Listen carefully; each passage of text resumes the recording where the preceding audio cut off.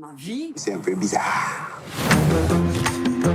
Ils m'ont tout enfoncé, quoi. Qu'est-ce qui vous a enfoncé? D'accord, ok. Là, on devient un peu borderline. Hein. Tu as assez secret en interview, toi. C'est-à-dire que tu donnes souvent des fausses pistes. Il me semble que ça faisait quelques années que c'était en préparation. Ben oui, tout à fait. D'ailleurs, quand on l'a sorti en Belgique, on a fait une projection de presse avec les médias belges la semaine passée. Ils n'en avaient jamais entendu parler. Et donc, ils étaient les premiers surpris, en fait. Mais c'est clair que si on en avait parlé avant, on n'aurait pas pu le tourner, quoi. Alors, Monquette, qui veut dire mon garçon, en Ouais, bruxellois. c'est ça, avec beaucoup d'affection, quoi. Quel retour tu as sur ce film, toi? Est-ce qu'il correspond réellement à ce que tu souhaitais faire? Ouais, pleinement, c'est exactement ce que je voulais faire. J'ai pas de remords, j'ai pas de regrets. C'est un film très spécial, évidemment. Mais, Très spécial pour qui? Pour les aficionados ou pour le spectateur en non, général? pour le spectateur en général, il faut rentrer dedans. Il faut accepter en fait de comprendre que c'est un film entièrement tourné en caméra cachée, mais avec des moyens de cinéma. C'est-à-dire qu'on n'a pas les codes de la caméra cachée classique, avec des zooms, des images mal cadrées, du son qui décroche. Ici, c'est tourné avec des moyens professionnels de cinéma.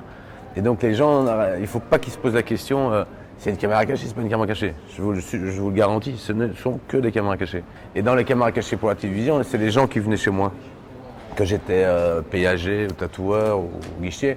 Ici, c'est moi qui vais chez eux. Donc ça nous a permis aussi d'accéder à d'autres formes de caméras cachées, quoi. Alors justement, on voit certains sketchs avec des gens piégés. Et à la fin du film, on voit des sketchs à répétition. C'est-à-dire que tu as été voir plusieurs banquiers, on ne va pas raconter tout le film. Vous pouvez raconter tout ce que vous voulez. Non, c'est vrai. Parce qu'en plus, ça marche encore mieux à la deuxième vision.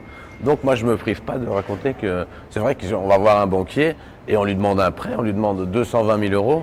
Et je lui explique qu'avec ces 220 000 euros, en un an, on va faire 360 milliards, quoi.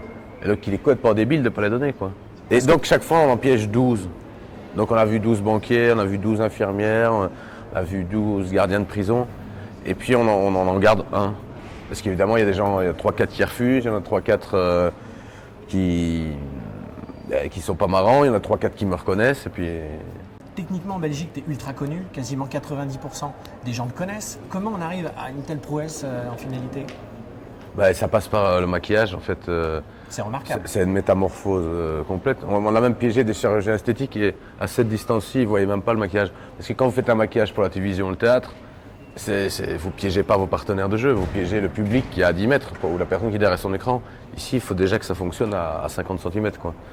Et donc c'est grâce à Katja Van Damme, ma maquilleuse, je lui rends hommage parce qu'elle a fait un travail, c'est 4 heures de maquillage par jour, c'est des prothèses dans tous les sens. Alors techniquement, on voit des plans parce qu'il y a un mélange de plans de caméra cachée, des plans très cinématographiques. Comment on arrive à s'approcher aussi près? Parce qu'à un moment, on voit des plans quand même au-dessus de l'épaule. Vous étiez caché? Vous étiez où exactement? On était cachés, bien sûr on était cachés derrière des miroirs. Et vous savez, une fois de plus, quand vous faites ça pour le cinéma, vous avez un chef décorateur qui travaille avec 5 personnes pendant 1 an et demi. Donc à un moment, on peut un peu faire ce qu'on veut, quoi.